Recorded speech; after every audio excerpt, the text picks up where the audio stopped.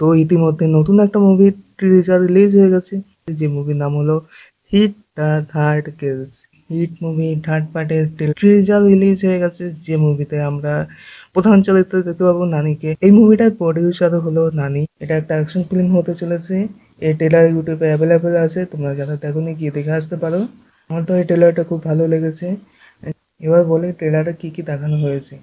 ট্রেলারে দেখানো হয়েছে একটা হোয়াইট বলেরো গাড়িতে করে হিরো যাচ্ছে, তার পিছনে কতগুলো ব্ল্যাক স্করপিও করে প্লেনার অ্যাটাক করছে, গুলি করছে টায়ারে, এবং টায়ারে দেখা যাচ্ছে যে লোহার চেন লাগানো আছে, এবং হিরো সামনে সিটে বসে ড্রাইভ করছে। অন্যদিকে একটা ক্যাম্পে পুলিশ অফিসার বসে আছে, সেখানে একটা কল আছে, কলে বলা হয় হোয়াইট বলেরোতে করে যে যাচ্ছে সে কি আপনাদের অফিসার?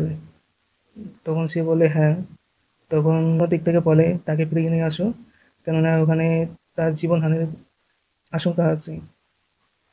তখন যে ক্যাম্পে বসেছিল পুলিশ অফিসার সে নর্মালভাবে বলে আচ্ছা ঠিক আছে ঠিক আছে, কোনো সমস্যা নেই।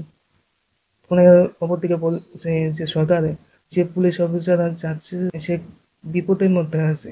তখন সেই ক্যাম্পে থাকা পুলিশ অফিসার বলছে হ্যাঁ, তার নাম হলো অর্জুন সরকার, এরকম একটা ডায়লগ আছে।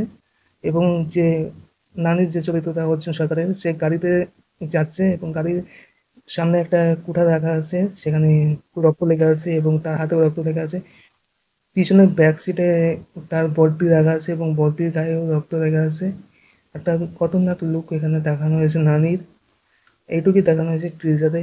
এরপরে ট্রেলার রিলিজ হয়ে গেলে আরও জানতে পারবো। তো দেখা হচ্ছে পরবর্তী ভিডিওতে। আমার চ্যানেলে যারা নতুন আছো চ্যানেলটা সাবস্ক্রাইব করে বেল আইকনটা অন করে রাখো এরকম নতুন মুভি আপডেট পাওয়ার জন্য। ধন্যবাদ সবাইকে।